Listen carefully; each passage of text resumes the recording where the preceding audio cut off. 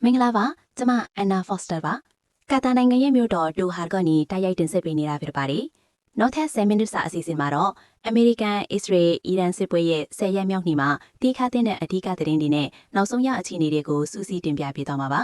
ဒီတစ်ပတ်မှာတော့ရေတံစင်းနှုန်းတွေက၄နှစ်အတွင်းပထမဆုံးအကြိမ်အဖြစ်တစ်စီကိုဒေါ်လာ100ကျော်အထိအရှိန်အဟုန်နဲ့မင်းတက်လာပြီးစတင်ခဲ့ပါတယ်စစ်ပွဲကြောင့်စီးပွားရေးပေါ်ဘယ်လိုတက်ရောက်မှုတွေရှိနေသလဲဆိုတာကိုအသေးစိတ်လေ့လာကြည့်သွားပါမယ်အီရန်နိုင်ငံသားတွေကြောင့်မှတော့ခေါင်းဆောင်တဲ့အဖြစ်ခန့်အပ်ခံရတဲ့မူဂျတာဘာခါမီနီနဲ့ပတ်သက်ပြီးသဘောထားတွေကွဲလွဲနေကြပါတယ်။သူကတော့စစ်ပွဲစတင်တဲ့နေ့မှာတင်အသက်ခံလိုက်ရတဲ့အာယာတိုလာအာလီခါမီနီရဲ့တာဖြစ်ပါတယ်။အီရန်နိုင်ငံတွင်းရောပြည်ပမှာပါဘယ်လိုတုံ့ပြန်မှုတွေရှိနေသလဲဆိုတာကိုလည်းစမ်းစစ်တင်ပြပေးသွားမှာပါ။စစ်ပွဲရဲ့အကျိုးဆက်တွေကနေရာအနှံ့ပြကိုပြန်လှန်နေခဲ့ပါသည်။ဩစတြေးလျနိုင်ငံမှာတော့အီရန်အမျိုးသမီးဘောလုံးအသင်းကအဖွဲ့ဝင်9ဦးဟာဘေကင်းလုံခြုံတဲ့နေရာတစ်ခုမှာခိုလုံနေပြီးနိုင်ငံရေးခိုလုံခွင့်တောင်းထားပါတယ်။သူတို့နေရပြန်ရင်အသက်အန္တရာယ်ရှိနိုင်တယ်လို့ပြောဆိုထားကြပါတယ်။အရှိအလဲပိုင်းတစ်ခွင်မှာလည်းတိုက်ပွဲတွေဆက်လက်ဖြစ်ပွားနေပြီးတီဟီရန်နဲ့ပေရူးမြို့တွေမှာပြင်းထန်တဲ့ပောက်ကွဲမှုတွေရှိနေတယ်လို့သိရပါတယ်။အီရန်ရဲ့ဒုံးကျည်တွေကိုလည်းဒီပင်လယ်ကွေ့ဒေသမှာတဲ့ထပ်မံချရဟန်ထားနိုင်ခဲ့ပါတယ်။ဒါကြောင့်စစ်ပွဲကကမ္ဘာစီးပွားရေးပေါ်ဘယ်လိုတက်ရောက်မှုတွေရှိနေသလဲဆိုတာကနေစတင်လိုက်ရအောင်ပါ။စစ်ပွဲကရတတ်မဲ့လက္ခဏာမရှိသေးတာကြောင့်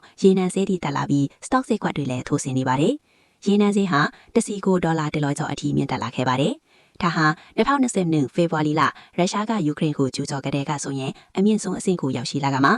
Strait of Hormuz ရဲ့လက်ကြားကုန်သွယ်ရေးလမ်းကြောင်းပိတ်သွားနိုင်တဲ့စိုးရိမ်မှုတွေကြောင့်အခုလိုဈေးနှုန်းတွေတက်လာတာဖြစ်ပါတယ်။ကမ္ဘာရေနံဈေး20%လောက်ဟာဒီရေလက်ကြားကနေဖြတ်သန်းဆင်းဆေးနေတာဖြစ်ပေမဲ့အခုရက်ပိုင်းအတွင်းမှာတော့သွာလာမှုတွေကလုံးဝနီးပါးရပ်တန့်နေခဲ့ပါသည်။ကျမတို့ရဲ့စီးပွားရေးအက်ဒီတာ Faisal Islam နဲ့ရှိနေပါတယ်။ TikTok စာမျက်နှာမှာလူတွေကဘာကြောင့်ရေနံစီးဆိုင်တွေမှာဈေးဒီလောက်မြန်တက်နေရတာလဲဆိုပြီးမေးမြန်းနေကြပါတယ်။ Faisal ရှင်ကဒါဟာသမိုင်းတစ်လျှောက်အကြီးမားဆုံးရေနံဈေးနှုန်းရိုက်ခတ်မှုဖြစ်လာနိုင်တယ်လို့ပြောထားပါတယ်။ဒါဆိုရင်ကမ္ဘာတဝင်းကတာမန်ပြည်သူတွေပေါ်ရောကမ္ဘာစီးပွားရေးပေါ်မှာပါဘယ်လိုတက်ရောက်မှုတွေရှိလာနိုင်မလဲ။အကျိုးတက်ရောက်မှုကတော့ရှင်းပါတယ်။နေလိုက်တစ်ခုနဲ့လာတာပါ။ဒါဟာလန်ဒန်နဲ့တိုက်တဲ့စစ်ပွဲလိုတဲ့စီးပွားရေးအရာတိုက်ခိုက်နေတဲ့စစ်ပွဲတစ်ခုလိုထင်နေပါတယ်။တခုကတော့ရှင်ပြောသလိုပဲဟော်မူးစီရဲ့လက်ကြားပိတ်ဆို့နေတာပါ။တရားဝင်ပိတ်တယ်လို့မကြေညာသေးပေမဲ့ရေနံနဲ့စပါဝါတန်းငွေစီစဉ်မှုတွေကတော့လုံးဝအလုံးမဖြစ်တော့ပဲရေနံတင်ဘောတွေဟာတန်စီဆောင်ဆိုင်နေရပါတယ်။အဲ့ဒီအပြင်အစ္စရေးကအီရန်ကိုရောအီရန်ကပင်လယ်ကွေ့ကိုပါစွမ်းအင်ဆိုင်ရာအခြေခံအဆောက်အုံတွေကိုဖိမှတ်ထားတိုက်ခိုက်နေကြပါတယ်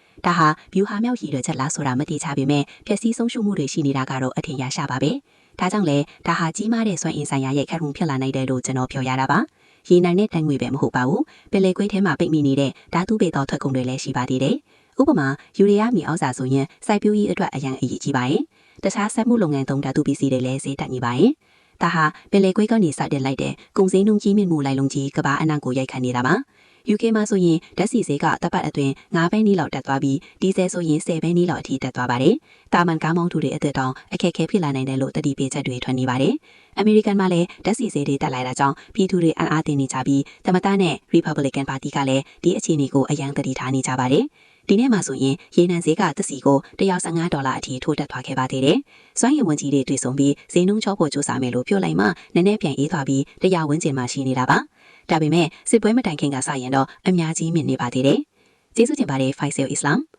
အီရန်မှာတော့မူဂျတာဘာခါမီနီကိုခေါင်းဆောင်တဲ့အဖြစ်ခန့်အပ်လိုက်တာနဲ့ပတ်သက်ပြီးလူထုသဘောထားတွေကွဲပြားနေကြပါတယ်။သူကတော့စစ်ပွဲစတင်တဲ့နေ့မှာတဲ့အမေရိကန်နဲ့အစ္စရေးရဲ့တိုက်ခိုက်မှုကြောင့်သေဆုံးသွားခဲ့တဲ့အရင်ခေါင်းဆောင်ကြီးရဲ့တောင်းဆိုပါတယ်။အစိုးရထောက်ခံသူတောင်ပေါင်းများစွာကတော့ဒီဟီရန်မြို့လယ်မှာအောင်ပွဲခံနေပြီးမြဲအစိုးရကိုစန့်ကျင်သူတွေကတော့သူ့ကိုဒေတန်ပေးဖို့အထိကြွေးကြော်ပြီးစန္ဒပြနေကြပါတယ်။သမ္မတထရမ့်ကတော့ဒါဟာအီရန်ဘက်ကလုပ်လိုက်တဲ့အမှားကြီးတစ်ခုပဲလို့ပြောဆိုထားပါတယ်။ News Update Daily ရဲ့ YouTube Channel မှာလည်းလူတွေကဒီအစိုးရတဲ့ဟာအရင်အစိုးရဟောင်းအတိုင်းပဲချစ်နေလိမ့်မယ်လို့မှတ်မြတ်ပေးနေကြပါတယ်။သတင်းတော်ကြီးဆရာဝါရှ်အာဒါလန်ကတော့ဒီခေါင်းဆောင်တဲ့ရဲ့အခမ်းအနားနဲ့ပတ်သက်ပြီးအခုလိုရှင်းပြထားပါတယ်။အီရန်နိုင်ငံသားအများစုဟာသူ့ရဲ့အတန်ကိုတောင်တစ်ခါမှမကြဘူးကြပါဘူး။အခုတော့မူဂျတာဘာခါမီနီဟာအီရန်ရဲ့အကွေမြတ်အာဏာရှင်ထင်လာခဲ့ပါပြီ။သူဟာတဘဝလုံးကိုလူမြင်ကွင်းကနေဖုံးကွယ်ပြီးနေထိုင်ခဲ့သူဖြစ်ပါတယ်။သူဖခင်ရဲ့အရိုက်ချကိုဆက်ခံမလားဆိုတာကတော့အမြဲတမ်းငြင်းခုန်စရာဖြစ်ခဲ့ပါတယ်။သူဟာအစိုးရရာထူးတစ်ခုမှမယူခဲ့ဘူးတာကြောင့်စစ်ပွဲကာလအတွင်းနိုင်ငံကိုဘယ်လိုဦးဆောင်မလဲဆိုတာမေးခွန်းထုတ်စရာဖြစ်နေပါတယ်။ဒါပေမဲ့သူ့ကိုထောက်ခံသူတွေကတော့သူဟာအီရန်ရဲ့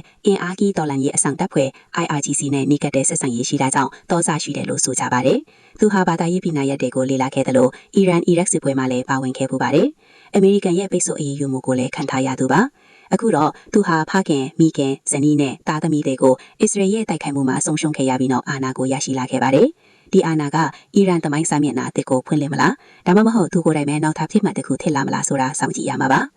News Update Daily ပါရှင်မှနေစူးစီးထားတဲ့အီရန်ပြည်သူတွေရဲ့သတင်းစကားအချို့ကိုလည်းနားဆင်ကြည့်ရအောင်ဒီစနစ်ထဲမှာပြောင်းလဲဖို့ဆိုတာဘယ်လိုမှမဖြစ်နိုင်တော့ပါဘူးအရင်ခေါင်းဆောင်တဲ့အနည်းဆက်ဆုံးလူကိုပဲရွေးချယ်ခဲ့တာဆိုတော့အရာအလုံးကအရင်အတိုင်းပဲရှိနေမှာပါဘာလို့သူအကြောင်းသတင်းအခြားလာတွေကဒီလောက်တောင်နေရတာလဲသူကတကယ်ပဲအရေးချင်းရှိလို့လားသူခေါင်းဆောင်ဖြစ်ပြီဆိုတဲ့ဖုံးစာသူတွေပဲပို့နေကြတာအခုက Trump ပါပြောင်းလဲဆိုတာကိုပဲစောင့်ကြည့်နေပါတယ်ဒါဟာဘာမှပြောင်းလဲမှာမဟုတ်ဘူးဆိုတာကိုပြနေတာပါအရင်လမ်းဟောင်းအတိုင်းပဲသွားမှာပါသူလဲကြာခံမယ်လို့ကျွန်တော်မထင်ပါဘူး